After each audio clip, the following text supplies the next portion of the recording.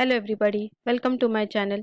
Before we begin, I would request you to please subscribe to my channel and press that tiny bell icon for future notifications. Now let's get started on today's topic. So today we will be studying the Diffie-Hellman key exchange algorithm, which is a very famous algorithm in cryptography and network security. To understand the importance of this algorithm, we will have to go a little bit back and try to revive what symmetric encryption is. So we have already seen symmetric encryption wherein we use the same key for performing encryption as well as decryption. So in symmetric key cryptography हम लोग same key से plain text से cipher text generate करते हैं और cipher text से वापस plain text generate करते हैं. जब आपने ये encryption किया होगा तो आपको एक thought जरूर आया होगा मन में कि आखिर ये की आती कहाँ से है, क्योंकि हम इसी की से encryption और decryption करने वाले हैं. So I think that thought must have crossed your mind that exactly where do we get this key from? Well, the answer is we get this key from the Diffie-Hellman key exchange. So the process is as follows. Initially, there are two users and they want to communicate securely with the help of a secret key. अब ये जो secret key है, ये generate करने के लिए वो Diffie-Hellman algorithm use करते हैं. Output of Diffie-Hellman algorithm is the secret की. एक बार इन दोनों को सीक्रेट की मिल गया, उसके बाद वो की यूज करके वो एनक्रिप्शन परफॉर्म कर सकते हैं. सो you can now understand how important this algorithm is, because this algorithm gives the two users the secret key and that secret key will be later on used in future for performing encryption as well as decryption. Hence I have said it that it is a very important algorithm. This is the overall structure of the Diffie-Hellman algorithm. We are going to see the steps of Diffie-Hellman algorithm and also an example of how to solve the Diffie-Hellman problem.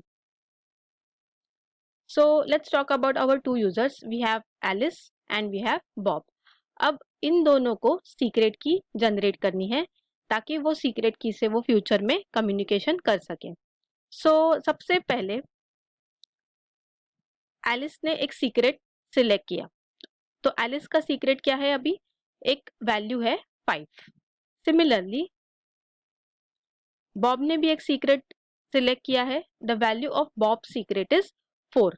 Okay, so 5 which is a private key from Alice and and 4 which is a private key from Bob's end. Each of these values are present with the users. ये values वो किसी के साथ share नहीं करने वाले.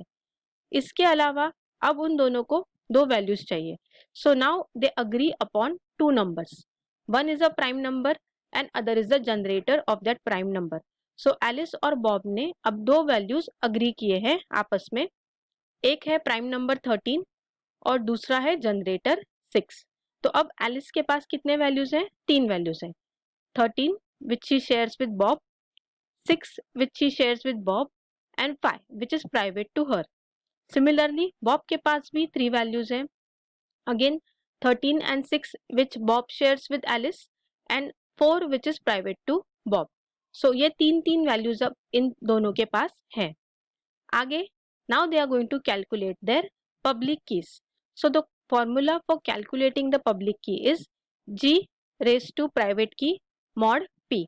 So each of these users are now going to individually calculate their public key. So Alice के side पे formula है G raised to private mod P. G है 6, Alice का private key है 5 and prime number है 13. So 6 raised to 5 mod 13.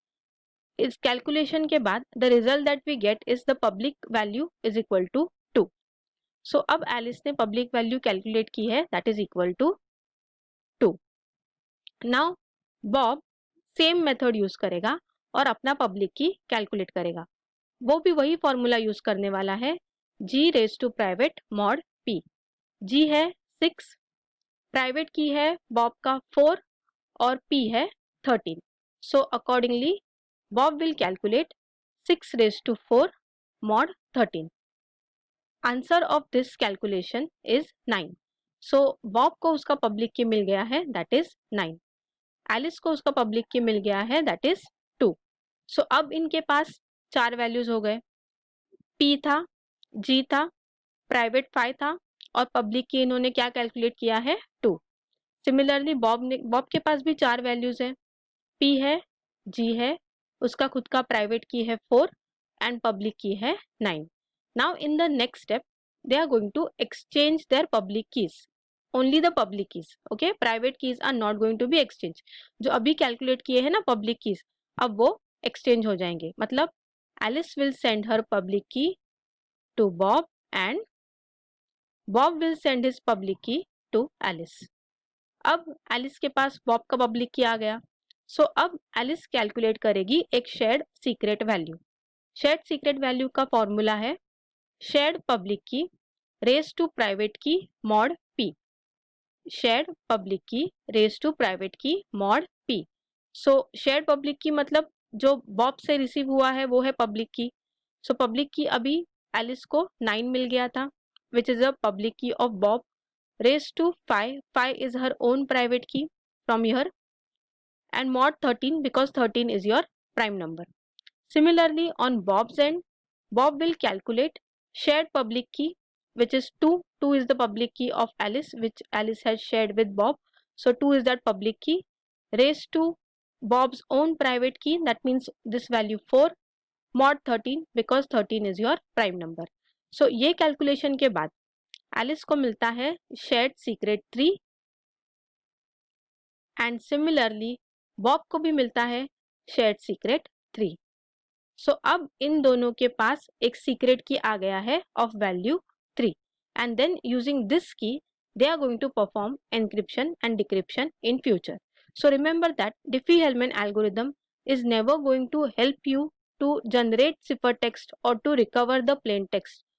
It is instead going to help you to generate or create a special secret key, and then using that secret key in future you are going to be performing encryption as well as decryption. So I hope this was helpful to you. Do like and share this video. Thank you for watching and see you in my next video.